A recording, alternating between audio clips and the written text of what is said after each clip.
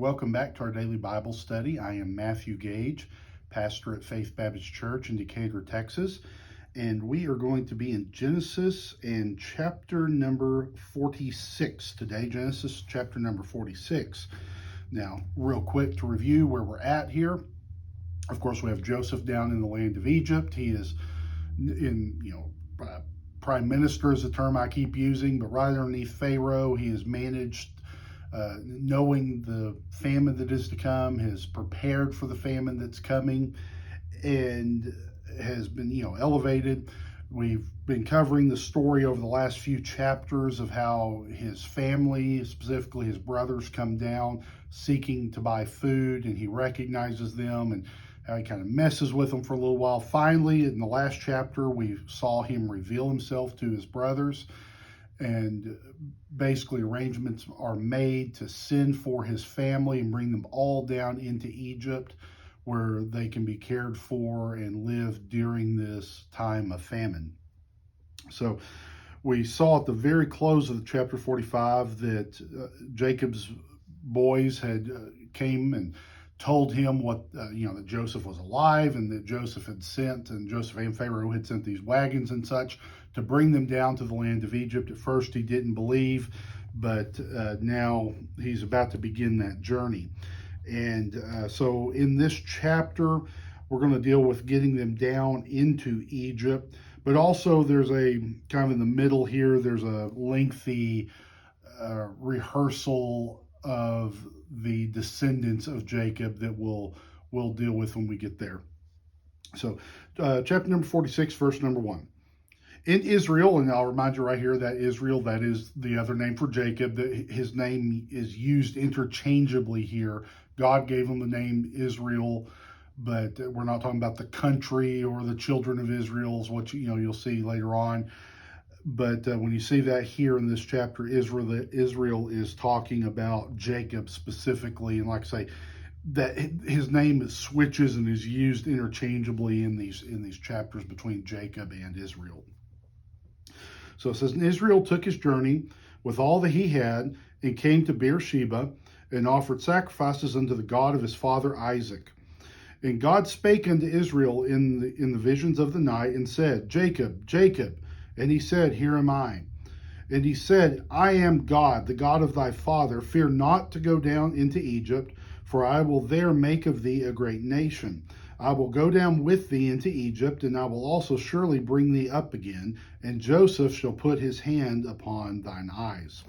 So the command comes directly from God. Remember, we've talked about this before. We've kind of had a little bit of a break here looking at Joseph and the adventures he's been on.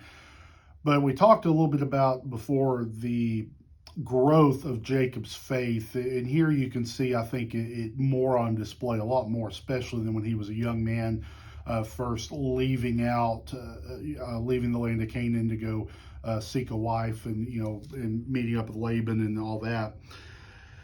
But here you see, what is he doing? One of the first things he does before he leaves, he's building an altar. He's offering sacrifices. I think that is an amazing turn for him. That's not something you typically saw him doing early in his life.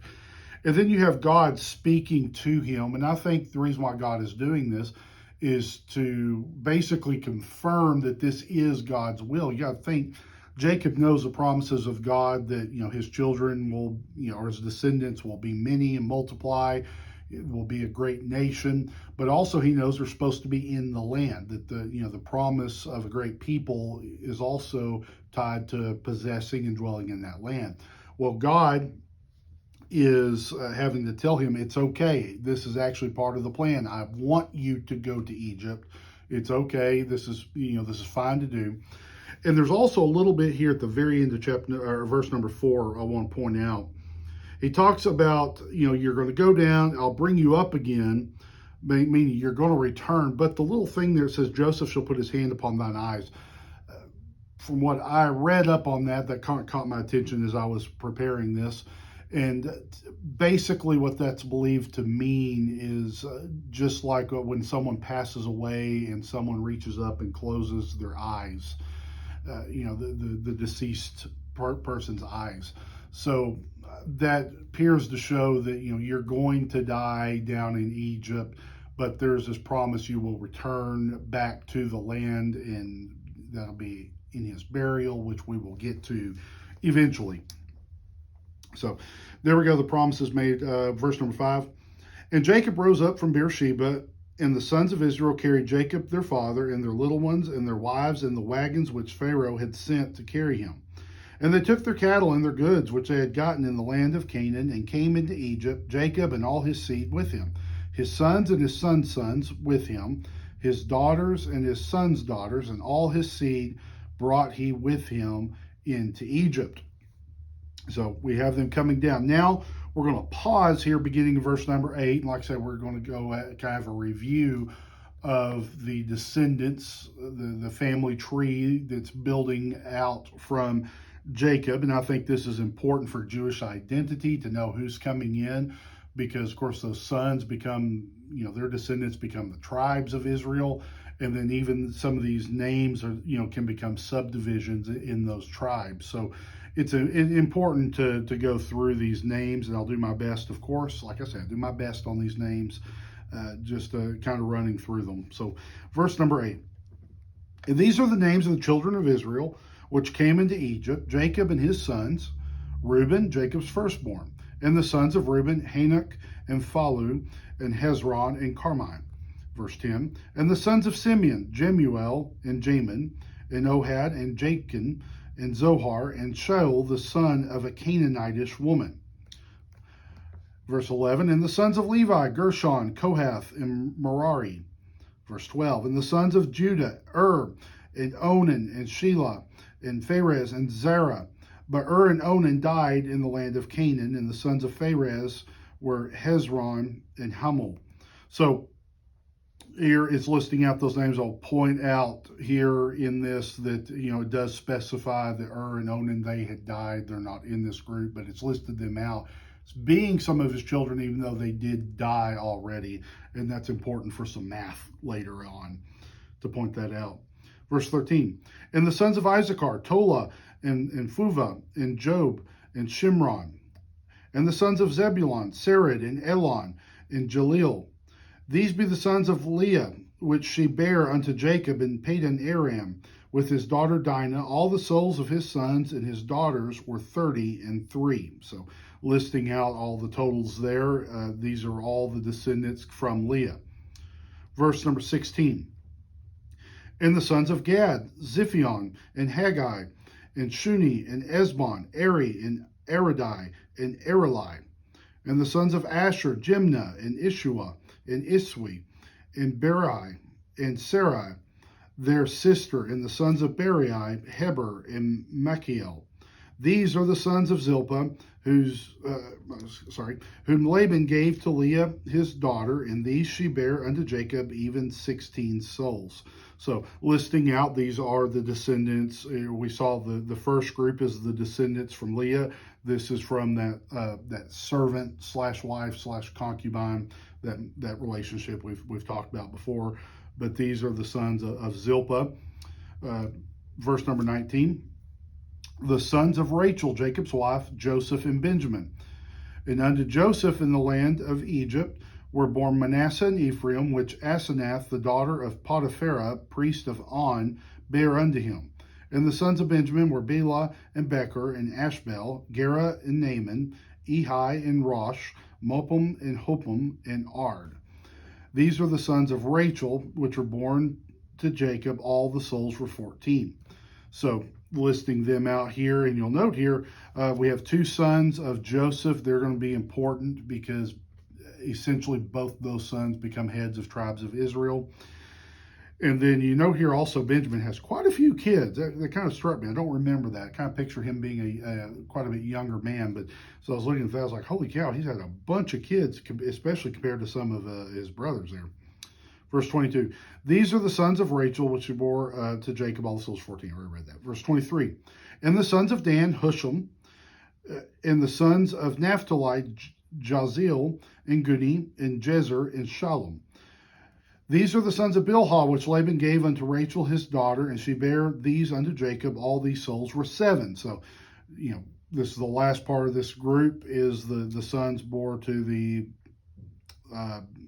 servant slash wife slash concubine, Bilhah, and listing out. So you kind of have these four groups by the four mothers, and they're listed out and spelled out here. Verse 26. All the souls that came with, all the souls which came with Jacob into Egypt, which came out of his loins, besides Jacob's sons' wives, all the souls were 66. So that is 66. Now, how do we get that? Well, you go back in here and you look at these lists, and you have, I think it's 32 that are listed as being descendants of Leah, and but without heir or Onan. You have to take those out. And then you have Zilpah has 16, Rachel has 14, and Bilhah has 7. So when you go in there and you do all that factoring out, there comes up to a total of 69 descendants that are given here. How do we get down to 66? Well, then you have to take out Joseph and his 2 sons, because they're already in Egypt. So this group is the ones that came down. How many people came out of Canaan into Egypt? 66. Well, that's because you're taking out the 3, Joseph and his 2 sons, Manasseh and Ephraim. Then verse 27, and the sons of Joseph which were born him in Egypt were 2 souls. All the souls of the house of Jacob which came into Egypt were 70. So basically at this point now it's saying everybody that came, including the sons of Joseph, and he gets up the number, including Jacob at this point also, I think, gets it up to 70. So the math works. You kind of have to think about it, but the math does work. Verse 28. And he sent Judah before him unto Joseph to direct his face unto Goshen, and they came into the land of Goshen. And Joseph made ready his chariot and went up to meet Israel his father to Goshen, and presented himself unto him, and he fell on his neck and wept on his neck a good while. Can you just imagine? I mean, the reunion here, it's not like the shock necessarily of his brothers. This has been long awaited, that these 2 would meet again, the beloved son that Jacob had. And of course, Joseph being reunited with his beloved father. And I mean, what a scene that must have been. Verse 30. And Israel said unto Joseph, now let me die, since I have seen thy face, because thou art yet alive. So this is like, I'm happy. This is all I wanted, was my son to still be alive. And here you are. I've seen you. I've hugged you. I've kissed you. And now I'm happy. And I'm complete. Verse 31. And Joseph said unto his brethren and unto his father's house, I will go up and show Pharaoh, and say unto him, my brethren in my father's house, which were in the land of Canaan, are come unto me. And the men are shepherds, for their trade hath been to feed cattle, and they have brought their flocks and their herds and all that they have. So this is important here. He's going to tell them that what is their trade? Well, they keep flocks, they keep herds, shepherds, cattlemen, the different terminology be that, but they do livestock, basically. Why is that important? Verse 33. And it shall come to pass, when Pharaoh shall call you, and shall say, what is your occupation? That ye shall say, thy servant's trade hath been about cattle from our youth, even until now, both we and also our fathers, that ye may dwell in the land of Goshen. For every shepherd is an abomination unto the Egyptians. So there's a bias against shepherds at this time. So he basically says, don't tell them you have sheep, tell them you're into cattle. And, just we'll kind of leave out that fact. They can figure it out, and basically kind of figure it out. It comes out a little bit later with some flocks and different things. But this whole deal, and by the way, I think that's interesting that there's that bias against shepherds. And you can go back, I think of, I saw a deal one time. It was from the Tombstone Epitaph, the newspaper that was in Tombstone, Arizona. And this went before, the Earp brothers came to town and things, but there was a little notice in the paper talking about basically those no good cowboys that would come to town, and just didn't mince words at all, talking about how deplorable and despicable these cowboys were. It's kind of weird nowadays, that imagery of the West, especially coming out like the 50s and 60s, and or those old, serials from the 30s and 40s. We have this high respect for the Cowboys, but there was a time way back when Cowboys were looked down on here in America. And you see this deal right here where basically a similar type deal. Well, why would you keep sheep? You must be some reprobate. You're a deplorable person. You're the scum of society if you keep sheep. So that bias is still there. And by the way, that bias actually will still continue on in Bible times. And I've read some different things before, even talking in the Jewish culture.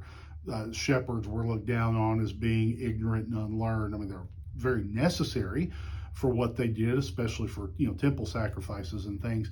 But the shepherds themselves were always looked down on as a second-class citizen. So it's interesting there that plays out there in the land of Egypt too. So anyway, there we go. That wraps up chapter number 46. We have Jacob and all his family now down into the land of Egypt, preparing to settle in what's called the land of Goshen, and prepared to be there now to be safe and ride out the next 5 years of the famine. So there we go. We'll call that good. I appreciate you watching, and I hope it's been a help and a blessing to you.